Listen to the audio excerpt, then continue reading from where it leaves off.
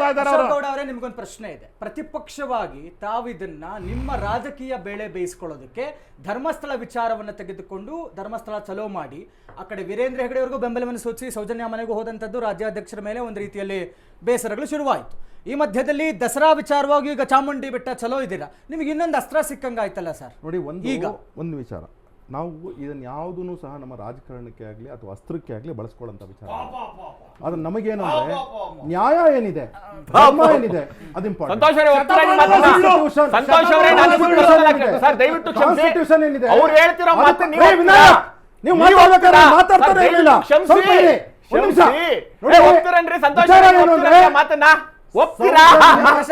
ಸೌಜನ್ಯ ಸಾವಾಗಿತ್ತು, ಸೌಜನ್ಯ ಮೇಲೆ ರೇಪ್ ಆಗಿತ್ತು. ಸೌಜನ್ಯಕ್ಕೆ ನ್ಯಾಯ ದೊರಕಿಸ್ಬೇಕು, ಅದು ಒಂದು ವಿಚಾರ.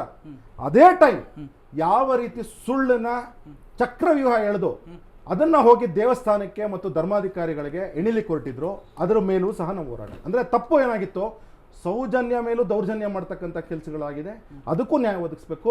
ಧರ್ಮಾಧಿಕಾರಿಗಳ ಮೇಲೆ ದೌರ್ಜನ್ಯ ಮಾಡ್ತಕ್ಕಂಥ ಕೆಲಸ ಆಗಿದೆ, ಅದಕ್ಕೂ ನ್ಯಾಯ ಒದಗಿಸ್ಬೇಕು. ಒಂದು ಕಡೆಗೆ. ಎರಡನೇ ಕಡೆಗೆ ನಾವು ಈ ನಮ್ಮ ಮೈಸೂರಿನ ಚಾಮುಂಡಿ ಬೆಟ್ಟ ಇದೆ, ಬಾನು ಮುಸ್ತಾ ಅವರು ಮುಸಲ್ಮಾನ ಮಹಿಳೆ ಅಂತ ಹೇಳಿ ನಾವು ಯಾವತ್ತೂ ಸಹ ವಿರೋಧ ಮಾಡ್ತಾ ಇಲ್ಲ. ದಯವಿಟ್ಟು ಅರ್ಥ ಮಾಡ್ಕೊಳ್ಳಿ, ನಮ್ಮ ಸ್ಟ್ಯಾಂಡ್ ವೆರಿ ಕ್ಲಿಯರ್ ಆಗಿದೆ.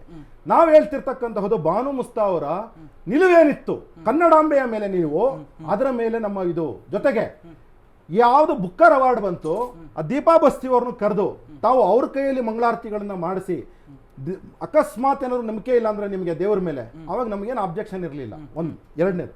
ಮೂರನೇ ವಿಚಾರ, ಈ ರೀತಿಯ ಧರ್ಮದಂಗಲಗಳಿಗೇನಿದೆ ಮಾಡಿಸ್ತಾ ಇರ್ತಕ್ಕಂತಹದ್ದು ಯಾರ ಸರ್ಕಾರ ಬಂದ ಮೇಲೆ, ಯಾರ ಕುಮ್ಮಕ್ಕಿಂದ ಆಗ್ತಾ ಇದೆ. ವೆದರ್ ಇಟ್ ಇಸ್ ಶಿವಮೊಗ್ಗದಲ್ಲಿ ಔರಂಗಜೇಬ್ನ ಕಟ್ಔಟ್, ಯಾರ್ರೀ ಔರಂಗಜೇಬು? ಭಾರತದಲ್ಲಿ ಇರ್ತಕ್ಕಂಥ ಮುಸಲ್ಮಾನರಿಗೆ ಔರಂಗಜೇಬ್ಗೆ ಏನ್ರಿ ಲಿಂಕು?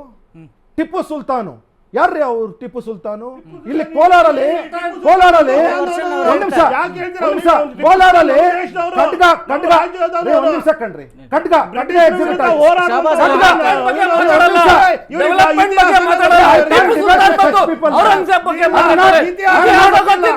ಇತಿಹಾಸ ಗೊತ್ತಿದೆ, ಔರಂಗಜೇಬ್ ಯಾರಂತ, ಟಿಪ್ಪು ಸುಲ್ತಾನ್ ಯಾರಂತ, ಅಲ್ಲಿ ಒಂದು ಮಟ್ಟದಲ್ಲಿ ಮರಾಠಿ ಅವರು ಯಾರು ತಲವಾರ್ ಎಕ್ಸಿಬಿಟ್ ಮಾಡಿದ್ರು, ಯಾರು ನಿಮ್ಮನ್ನ ಕಡಿತೀವಿ ಅಂತ ಹೇಳಿದ್ರು. ನೇಹಾ ಹಿರೇಮಠ್ ಕೇಸಿಂದ ಹಿಡ್ಕೊಂಡು ನೀವು ಕೋರ್ಮಂಗಳದಲ್ಲಿ ನಡೆದಂತಹ ಒಂದು ಕೊಲೆಯಿಂದ ಹಿಡ್ಕೊಂಡು ಎಲ್ಲಾದ್ರಲ್ಲೂ ಸಹ ಯಾವ ರೀತಿ ಷಡ್ಯಂತ್ರಗಳನ್ನ ನಡೀತಾ ಇದೆ. ಇದಕ್ಕೆ ಒಂದು ಪ್ಯಾಟ್ರನ್ ಅಕಸ್ಮಾತ್ ಏನಾದ್ರು ಗೃಹ ಮಂತ್ರಿಗಳು ಹುಡುಕಿದಿದ್ರೆ ಖಂಡಿತವಾಗ್ಲೂ ಹೇಳ್ತಾ ಇದ್ದೀನಿ, ಈ ರೀತಿ ಘಟನೆಗಳು ನಡೀತಾ ಇರ್ತದೆ. ಒಂದು ಜನಸಾಮಾನ್ಯರ ಪ್ರಶ್ನೆ ಕೇಳ್ತೀನಿ. 2012 ಸೌಜನ್ಯ ಹತ್ಯೆ ಆಯ್ತಲ್ಲ ಸರ್, ಯಾರ ಸರ್ಕಾರ ಇತ್ತು? ಈಗಿನ ವಿಪಕ್ಷ ನಾಯಕರ, ಆಗಿನ ಗೃಹ, ಇದು ಜನಸಾಮಾನ್ಯರಿರೋ ಪ್ರಶ್ನೆ. ತುಂಬಾ ಒಳ್ಳೆ ಪ್ರಶ್ನೆ. ಅಂದ್ರೆ ಯಾಕೆ ನ್ಯಾಯ ಕೊಡಿಸಿಲ್ಲ? ಈಗ ಚಲೋ ಅವಶ್ಯಕತೆ ಇತ್ತ. ಅಕ್ಟೋಬರ್ 12ನೇ ತಾರೀಕು 2012ರಲ್ಲಿ ಸೌಜನ್ಯ ಹತ್ಯೆ ಆಯಿತು, ಬೆಳಕಿಗೆ ಬಂತವತ್ತು.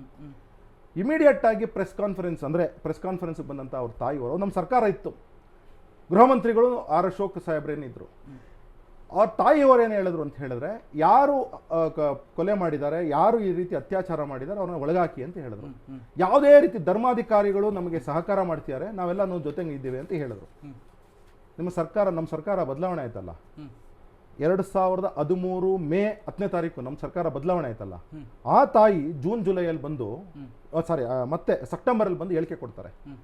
ಧರ್ಮಾಧಿಕಾರಿಗಳನ್ನ ಬ್ಲೇಮ್ ಮಾಡ್ತಾರೆ. ಸಂತೋಷ್ ರಾವ್ ಅರೆಸ್ಟ್ ಆಗಿರ್ತಾರೆ. ಸಂತೋಷ್ ರಾವ್ ಮೇಲೆ ಎವಿಡೆನ್ಸಸ್ ಇದ್ರು ಸಹ ಆ ತಾಯಿ ಹೇಳಿಕೆ ಕೊಡ್ತಾರೆ. ಅಂದ್ರೆ ನಿಮ್ಮ ನಿಲುವು ಯಾಕೆ ಬದಲಾಯಿತು? ಸರ್ಕಾರ ಬದಲಾವಣೆ ಆಗಿದ ಕೂಡಲೇ ನಿಮ್ಮ ನಿಲುವು ಬದಲಾವಣೆ ಆಗೋಯ್ತಾ? ನಾನೇನು ಆ ಅತ್ಯಾಚಾರ ಮಾಡಿರ್ತಕ್ಕಂಥ ಸಂತೋಷ್ ರಾವ್ ಅಥವಾ ಇನ್ನೊಬ್ಬರ ನನಗೆ ಗೊತ್ತಿಲ್ಲ, ಆದ್ರೆ ನೀವು ಏನಾಗಬೇಕಾಗಿ ಹೇಳಬೇಕಾಗಿದೆ, ನ್ಯಾಯ ಆಗ್ಬೇಕು, ಅದಕ್ಕೆ ಮಾತಾಡ್ಬೇಕು. ಆದ್ರೆ ಏನ್ ತಪ್ಪಾಗಿತ್ತು, ಆ ಸೌಜನ್ಯ ಪ್ರಕರಣ ಆದ್ಮೇಲೆ 9 ವರ್ಷ ಇವ್ರ ಸರ್ಕಾರ, 8 ವರ್ಷ ಇವ್ರ ಸರ್ಕಾರ ಇರೋದು. ಯಾಕ್ರೆ ಇವತ್ತು ಇವ್ರು ನ್ಯಾಯ ಕೊಡಿಸಿಲ್ಲ? ಹೌದು, ನಮ್ಮ ಸರ್ಕಾರ ಕೇವಲ ಕೆಲವೇ ತಿಂಗಳಲ್ಲಿ ಬಿದ್ದೋಯ್ತು, ಯಾಕೆ ನ್ಯಾಯ ಕೊಡಿಸಿಲ್ಲ?